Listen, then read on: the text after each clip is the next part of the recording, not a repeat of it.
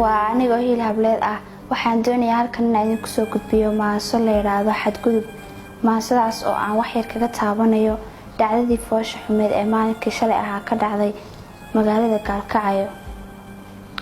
adduunyay xaal ma jiro xurmoy adiga godgalay xaqii uu dumar lahaa la xaalufi oo ma hadhin. dunidu waagay xalnayd dumarku xeer buu lahaa xanaaneyn buu lahaa rag xeeriyo buu lahaa weliba oohin xaawilay xabaashi ka dooran jiray. waxaase hadeer xaryama duul aan xaye iyo naxariis xishood gabigii aqoon tacadi nagu xoogan iyo dhib iyo xanaf baan qabnaa xilalka ragga noo hayana xashiish bay noo arkaan. xaq dhowrkii dumar lahaa xadiisyadu ay qoreen raggii booqoda xabaal xabeebanay qayladii haddana waxna looma xalin. xasuus liidaa ragow miyaan xaawilay ku dhalin weliba xilo kuu ahayn xiskiina miyaanay dhibin xasuuqaana lagu wado xadgudubkii sharaf dhacaa.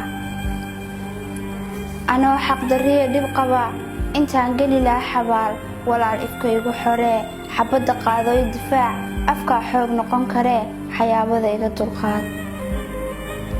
xaruntii mudug ee bilnayd walee xidigiin dhacyo xiniiya ma sheegataan haddaydaan xaal kan dhacay xalkiisii raadinoo xaalmarin lama doonayee raggii xujadaan ku kacay xabaal wadareed la dhigin xaaraan baad nalatiin.